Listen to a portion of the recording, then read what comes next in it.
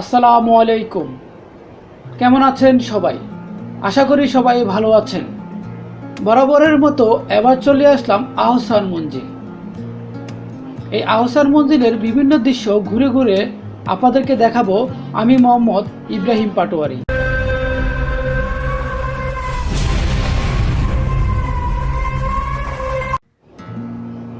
প্রিয় দর্শক, যে গেটটি দেখতে পাচ্ছেন, আহসান মঞ্জিলে প্রবেশ করার জন্য এই গেট দিয়ে যেতে হবে আমাদেরকে ভিতরে।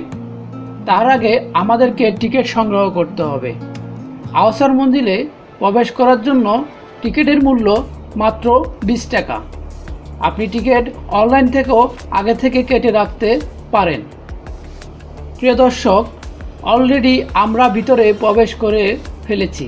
দেশ এবং বিদেশের বিভিন্ন জায়গা থেকে মানুষ আসেন দেখার জন্য।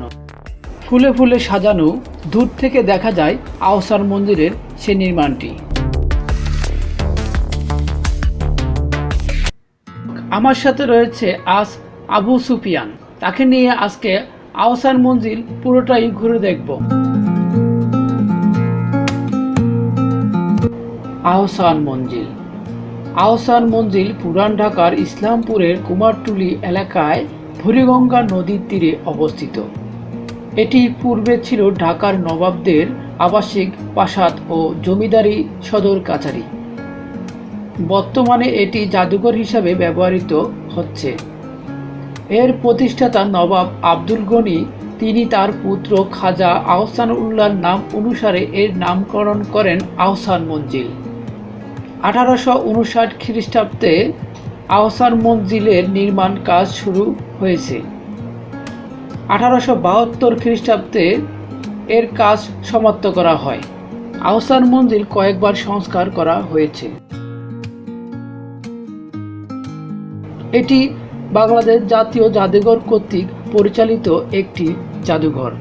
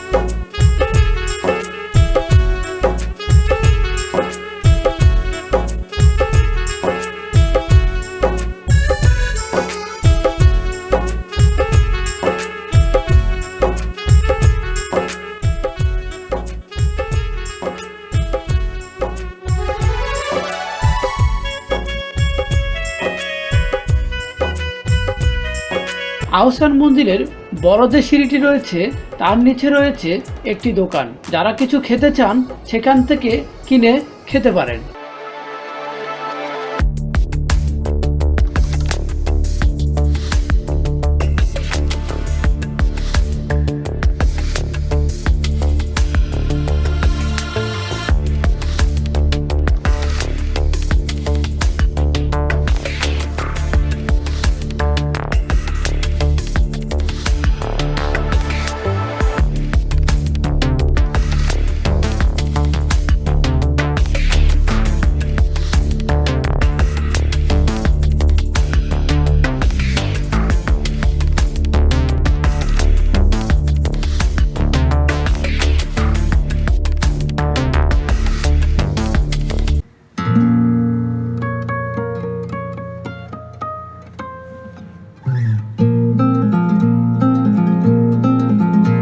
প্রিয় দর্শক, আমরা এখন ভিতরের কিছু দৃশ্য আপনাদেরকে দেখানোর চেষ্টা করব। যদিও ভিতরে ভিডিও করা সম্পূর্ণ নিষিদ্ধ। যথাযথ কর্তৃপক্ষের কাছে অনুরোধ, ভিডিও করার বিষয়টি ক্ষমা দৃষ্টিতে দেখবেন।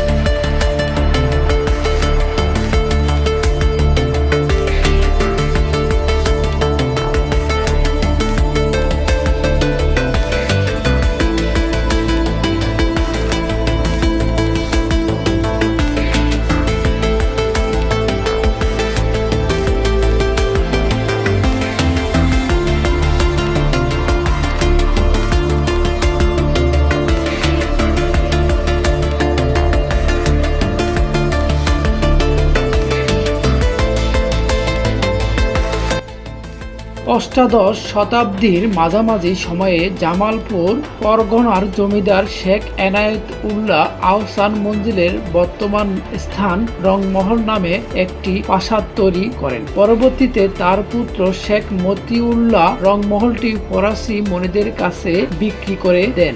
বাণিজ্য কুটি হিসাবে এটি দীর্ঘদিন পরিচিত ছিল। এরপরে 1830-এ বেগম বাজারে বসবাসকারী নবাব আব্দুল গনির পিতা খাজা আলিমুল্লাহ এটি ক্রয় করে বসবাস শুরু করেন। এই বাসভবনকে কেন্দ্র করে খাজা আব্দুল গনি মার্কিন অ্যান্ড কোম্পানি নামক একটি ইউরোপীয় নির্মাণ ও প্রকৌশল প্রতিষ্ঠানকে দিয়ে একটি মাস্টার প্ল্যান তৈরি করেন, যার প্রধান ইমারত ছিল আহসান মঞ্জিল। 1859 সালে নবাব আব্দুল গনি প্রাসাদটি নির্মাণ শুরু করেন, যা 1872 সালে সমাপ্ত হয়। তিনি তার প্রিয় পুত্র খাজা আহসান উল্লাহর নাম অনুসারে এর নামকরণ করেন আহসান মঞ্জিল। এই যুগে নবনির্মিত প্রাসাদ ও ভবনটি রংমহল ও পুরাতন ভবনটি অন্দরমহল নামে পরিচিত ছিল।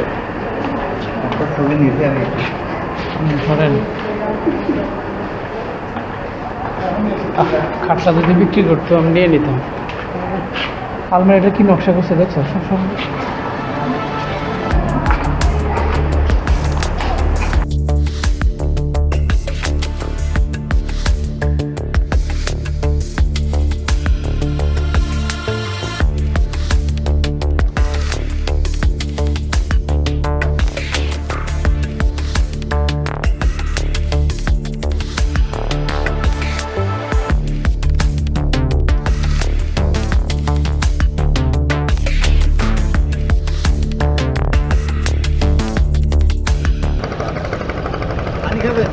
আপনি খান না, আপনি খায়া দেন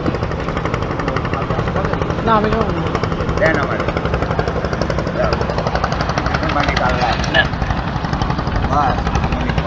আমরা খাইছি আর খাওয়া শেষ।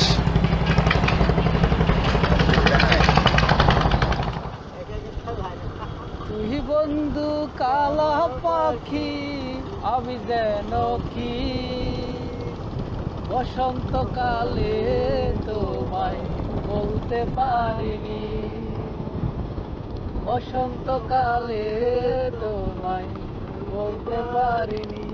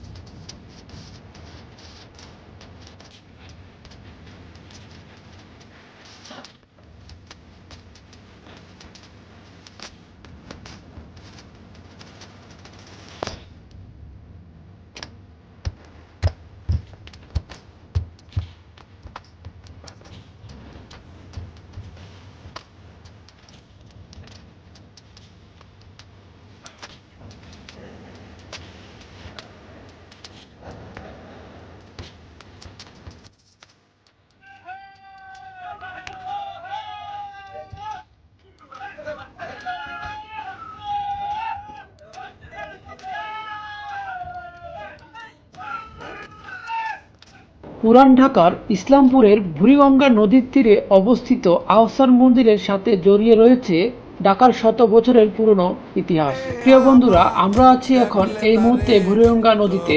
নৌকায় করে আমরা এখন পথযাত্রা।